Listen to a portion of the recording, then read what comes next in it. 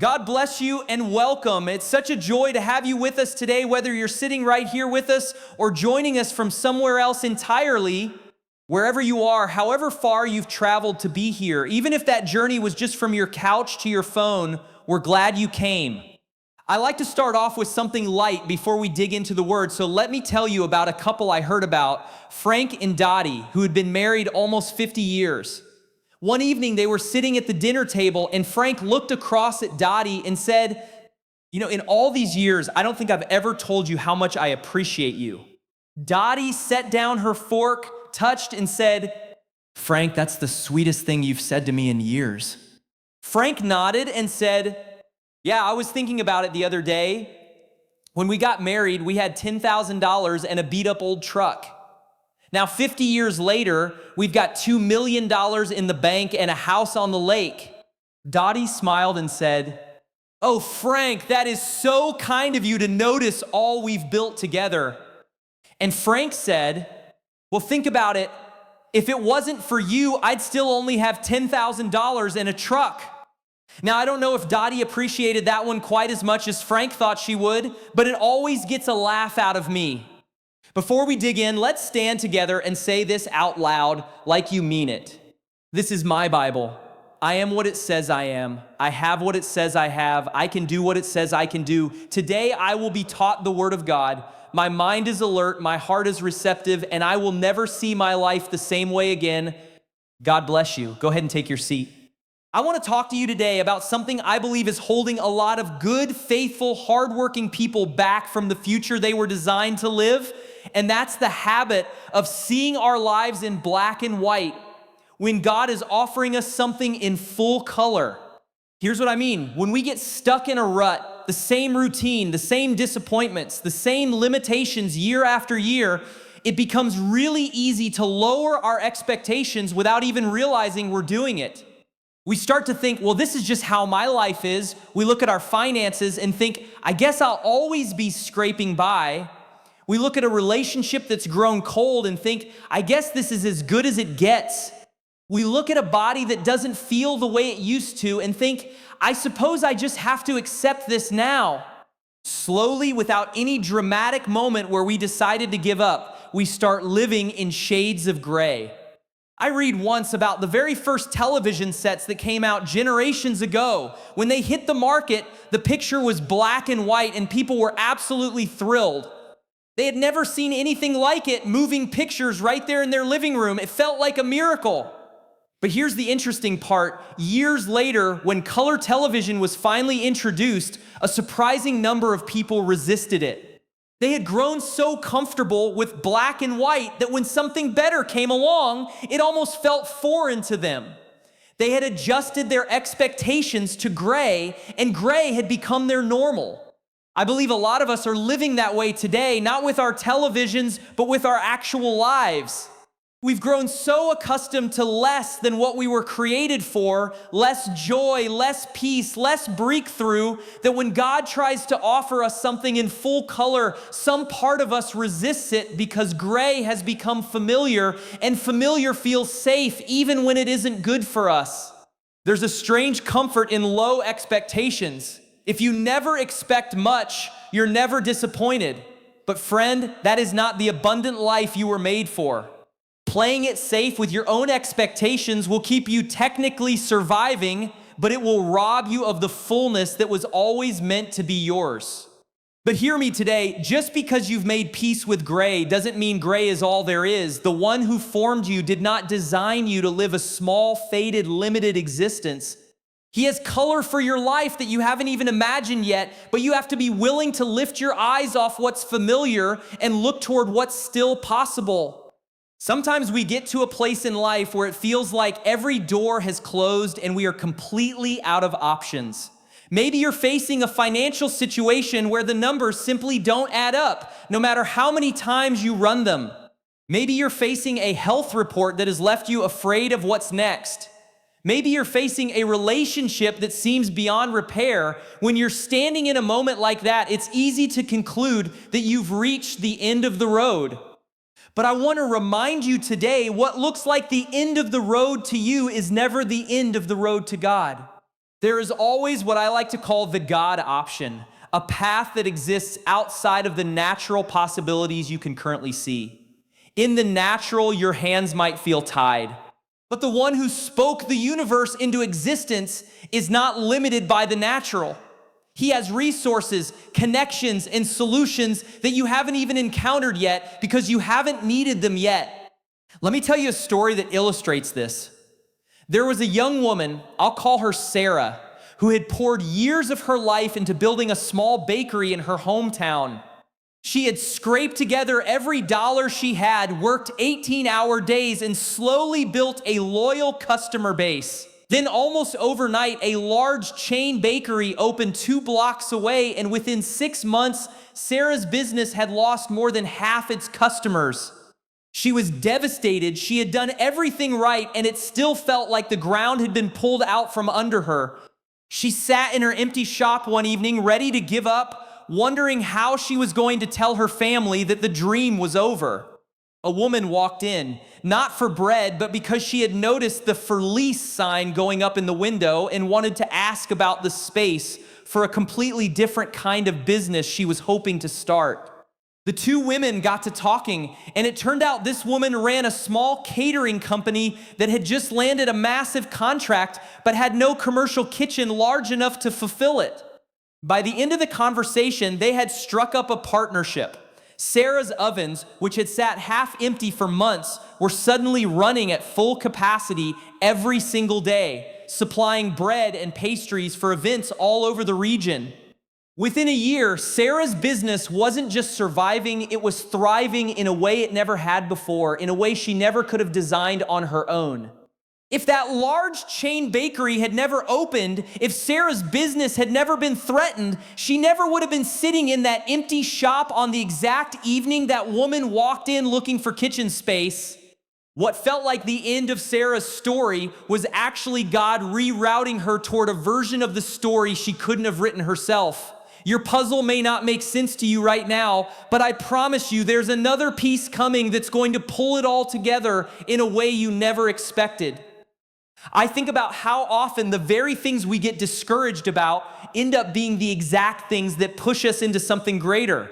There's an old story about farmers in a certain region who generations ago relied almost entirely on a single crop for their livelihood. One year, a destructive insect swept through the region and devastated that crop completely. Farmers tried everything they knew to fight it off, every remedy, every method, but nothing worked. Entire families watched their primary source of income get eaten away in a matter of weeks. It looked by every measure like complete disaster. But because those farmers were willing to adapt instead of giving up, they made a decision to plant something they had never seriously considered before. And to their surprise, that new crop thrived in a way the old one never had. Within a few years, many of those same farmers were more prosperous than they had ever been, because the very insect that seemed to destroy their livelihood had actually forced them into a far better one. Isn't it interesting how that works? The thing that felt like the end was actually the doorway to something better, but only because they were willing to stay open instead of staying stuck. If those farmers had spent all their energy mourning what was lost, cursing the insect, and refusing to consider anything new, they would have missed the opportunity sitting right in front of them. You may have some of those destructive insects in your life right now, a closed door, a canceled plan, a relationship that ended, a job that let you go. It's tempting to see those things only as loss. But I want to challenge you to ask a different question. What if this closed door is actually clearing space for something you haven't even considered yet? A closed door is often not punishment, it's redirection. I think about people throughout history who had a very specific dream only to watch that exact dream get denied, and yet they still ended up living out the deeper purpose behind that dream in a way they never expected. I heard about a young woman generations ago who grew up with almost nothing. She was one of many children in her family, and from an early age, she carried a very specific dream. She wanted to travel overseas and teach children in a community that had very little access to education. She held on to that dream for years, worked hard, pursued every opportunity to prepare herself for it, and eventually applied to an organization that could send her to do exactly that. She was turned down. She said later that it felt like something inside her had died that day. She had built her entire sense of purpose around that specific dream, and now the door was firmly shut. She could have let that rejection convince her that her dream, and by extension, her purpose, was over. Instead, she made a decision. If she couldn't go teach children overseas, she would teach the children right where she was. She started with almost nothing, a handful of students, borrowed supplies, and a determination that refused to quit. That small effort grew slowly, year after year, into something that eventually touched the lives of thousands of students who would never have had access to education otherwise. Her original dream didn't come true exactly as she had pictured it, but the purpose behind that dream, the desire to educate, to lift up children who had been overlooked, found a different address, and it flourished there in a way that outlasted anything she could have accomplished with her original plan. Sometimes God doesn't cancel the dream in your heart. He just changes the location. I want to tell you about another kind of story, one that involves real pain, because I don't want to give the impression that this message is only for people facing minor inconveniences. Some of you are walking through genuine darkness right now, and I don't want to minimize that. There was a young widow. I'll describe her story in general terms because it represents so many people who have walked something similar, who lost her husband suddenly far too young while they were in the middle of building a life and a ministry together in service to their community.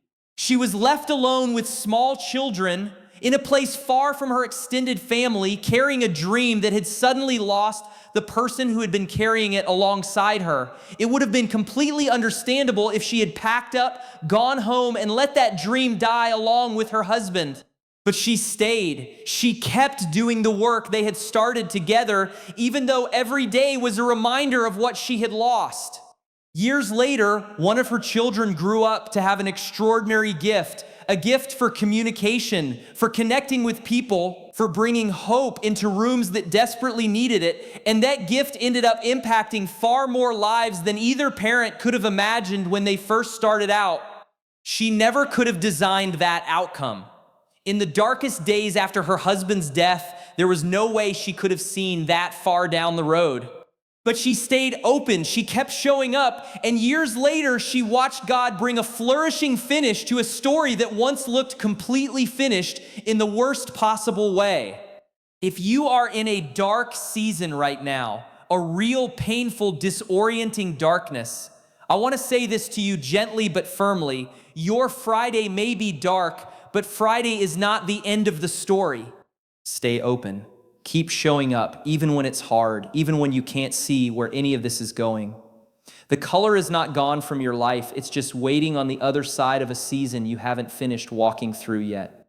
I want to shift gears for a moment and talk about perspective, because seeing your life in full color isn't only about circumstances changing, it's also about how you choose to see the circumstances you're already in.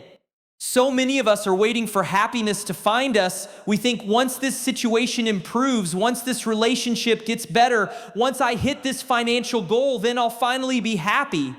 But I want to challenge that thinking today, because happiness was never designed to be something that finds you. It's something you decide every single morning, often before your circumstances give you any particular reason to.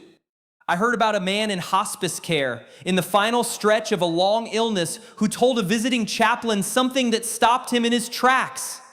The chaplain had come expecting to comfort a man who was clearly suffering, and instead the man greeted him with a warm, genuine smile and said, "Today has been a good day." The chaplain, a little surprised given the man's condition, asked him what made it good. The man thought about it and said, "I woke up, I got to see the sunrise through that window. My daughter called me this morning just to say she loved me. I didn't know if I'd get any of that today, and I got all three." He wasn't ignoring his diagnosis. He wasn't pretending everything was fine. He had simply decided deliberately to notice what was still good rather than only measuring what had been lost. That's a decision available to every single one of us, regardless of what we're facing. You don't have to pretend your struggles aren't real, but you do have the power to decide each morning whether you're going to focus primarily on what's wrong or make room to notice what's still right. That decision, made daily, changes the entire color of your outlook, even before your circumstances change at all. I want to talk about something that I believe plays a bigger role in the color of our lives than most of us realize, and that's the words we speak over ourselves. There's an old teaching that says, let the weak say, I am strong. Notice it doesn't say, let the weak talk about how weak they feel. It says, let them declare something different than what their current circumstance suggests. That's a strange instruction on the surface. Why would you say you're strong if you don't feel strong? But there's a deep wisdom in it, because the words we consistently speak over our own lives tend to shape the direction those lives take. Think about it practically. If every day you say, I'm always so tired, nothing ever works out for me, I'll never get ahead, you are, in a very real sense, reinforcing a mental and emotional pattern that makes it harder to notice or pursue the opportunities that could actually change your circumstances. But if you begin declaring something different even before you fully feel it, you begin training your mind and your expectations toward a different outcome. Whatever consistently follows the words I am tends to find a way into your life because it shapes what you look for, what you're willing to attempt, and how you respond when opportunity does show up. I think about a woman I heard about who was given a very difficult diagnosis, the kind of news that could understandably crush anyone's spirit. She made a decision early in her treatment that she was not going to let her daily conversation be dominated by fear and defeat. She didn't deny the seriousness of what she was facing, but every single day she spoke declarations of strength and healing over her own life, even on the days she didn't feel particularly strong. Years later, well past what anyone had initially expected, she was still here, active, vibrant, and full of life. I'm not suggesting that words alone determine every medical outcome. That would be an oversimplification of something far more complex. But I do believe with everything in me that what you consistently declare over your life shapes the posture with which you face it, and that posture matters more than we often give it credit for. Stop declaring gray over your own life. Stop rehearsing your limitations out loud as if they're permanent facts. Start speaking color even into circumstances that currently look faded, and watch how your own outlook and eventually your circumstances begin to shift. I want to leave you with one final picture before we close today because I think it captures everything we've talked about. Imagine looking through a telescope, the kind used to study the stars. If you look through it the correct way, distant things appear closer, larger, more detailed. But if you turn that same telescope around and look through the wrong end, the opposite happens. Things that are actually close and significant suddenly appear tiny and far away. I believe a lot of us are looking at our problems through the wrong end of the telescope. We hold our difficulties right up close, and because of how we're viewing them, they appear massive, bigger than our faith, bigger than our resources, bigger than any possible solution. But when you turn that telescope around, when you start looking at your problems through the lens of what your Creator is capable of instead of only through the lens of your current limitations, something remarkable happens. The problem doesn't necessarily disappear, but it shrinks down to its actual size compared to the one who made you and who has walked with people through every kind of impossible situation throughout history. So today I want to challenge you, stop looking at your life exclusively through the wrong end of the telescope. Turn it around. Let your difficulties be measured against the size of what's possible, not just the size of what feels overwhelming in this moment. One thing that keeps a lot of us stuck in black and white is comparison. We look at someone else's life, their success, their marriage, their finances, their apparent ease, and we quietly measure our own unfinished story against their highlight reel. And almost every time we do that, we come away feeling like our own life is somehow less than it should be. Here's the problem with that kind of comparison. You're almost never comparing equivalent chapters. You're looking at someone in year 20 of their journey and comparing it to where you are in year 2. You're seeing the version of them that exists after a decade of setbacks, failures, lessons learned, and slow, unglamorous growth, but you're only seeing the polished result, not the process that got them there. I heard about 2 brothers who started businesses around the same time, both in their mid-20s. One brother's business took off almost immediately. Within a few years, he had multiple locations, financial security, and what looked from the outside like an effortless success story. The other brother's business struggled for nearly a decade. He went through 2 failed partnerships, a bankruptcy scare, and long stretches where he wondered if he'd made a terrible mistake. Every family gathering, he sat across the table from his brother's obvious success and felt the quiet sting of comparison. But here's what nobody could have predicted at the time. The brother whose business took off quickly eventually made some decisions that led to its collapse a few years later, and he had to start over from nothing in his 40s. Meanwhile, the brother who struggled for a decade had, in that same period, built something slow and deeply rooted, real expertise, real relationships, real resilience, and by the time he reached his 40s, his business was thriving in a way that outlasted his brother's early success by decades. If you had measured either brother's story at year 5, you would have drawn completely the wrong conclusion about who was actually winning. Comparison almost always measures the wrong moment. Your life is not behind schedule just because someone else's chapter 2 looks more impressive than your chapter 2. You don't know what chapter 20 holds for either of you yet. So release yourself from the comparison trap today. Stop measuring your unfinished story against someone else's edited highlight reel. Your color is still being added to the canvas. Don't judge the painting before the artist is finished. I want to talk for a moment about something practical, something you can actually do this week to start seeing more color in your own life, and that's the simple, often underestimated practice of gratitude. It's easy to talk about gratitude in a way that sounds like a nice sentiment, but doesn't actually change anything. So let me be specific about why I believe it matters so much. When you're going through a difficult season, your mind naturally becomes hyper-focused on the problem.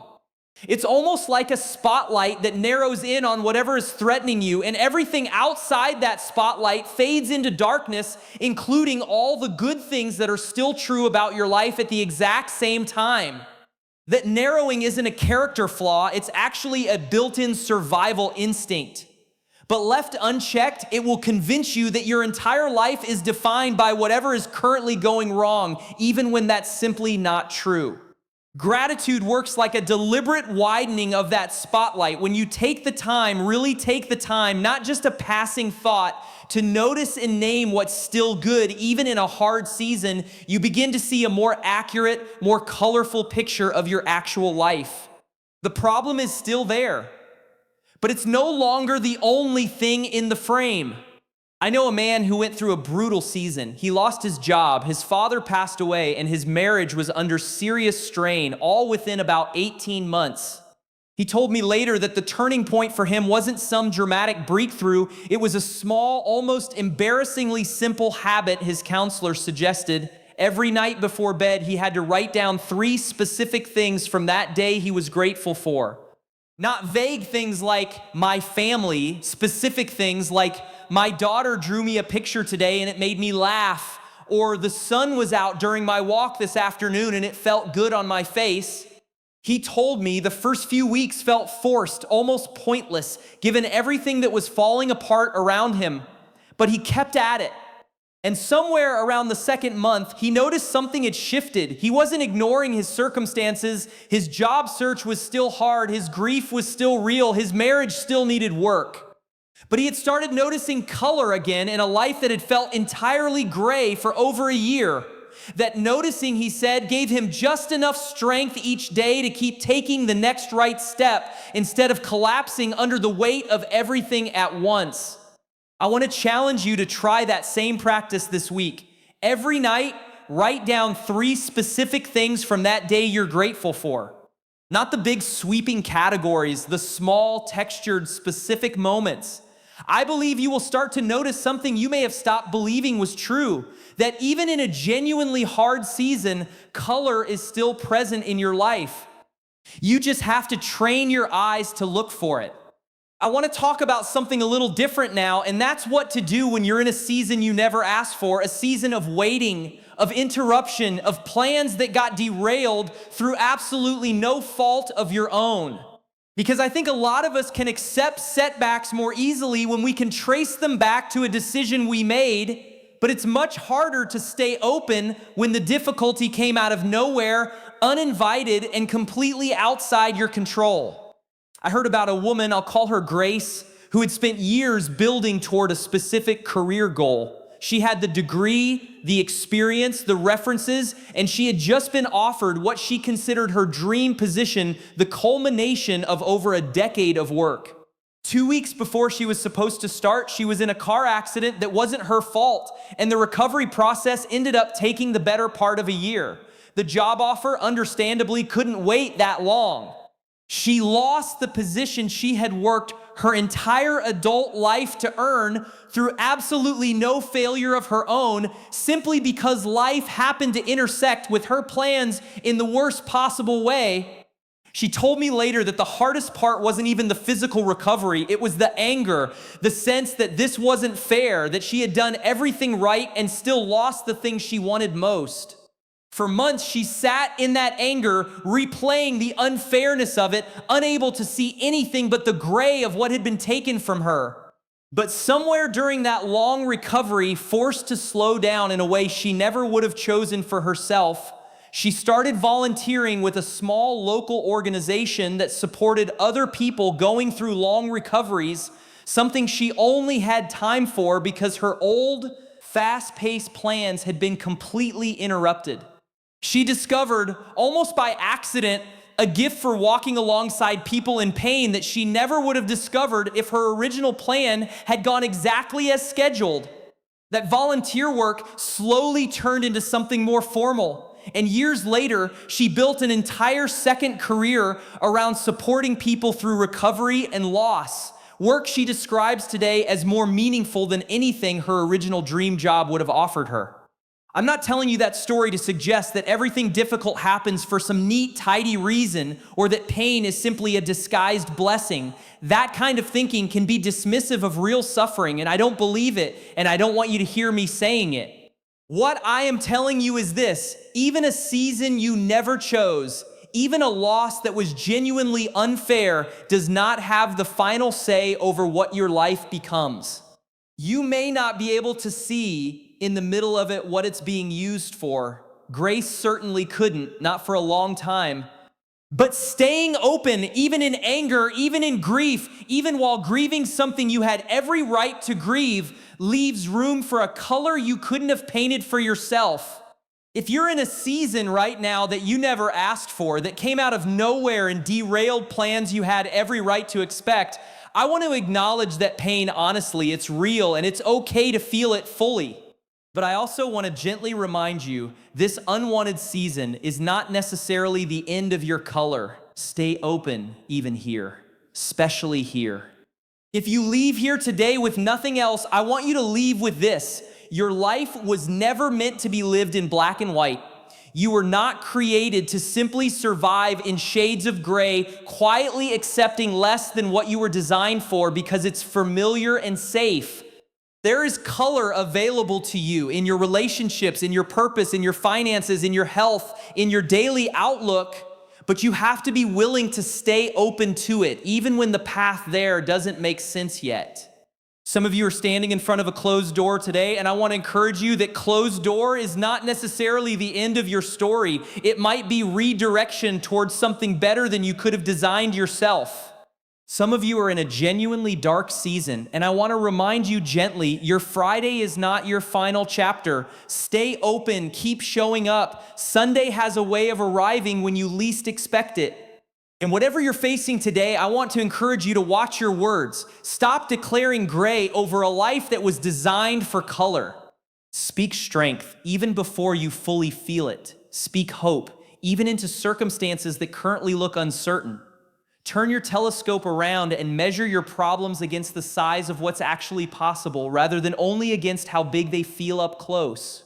If there's a part of you that has felt disconnected from your faith through a difficult season, I want to invite you to reconnect today right where you are. You don't have to have it all figured out.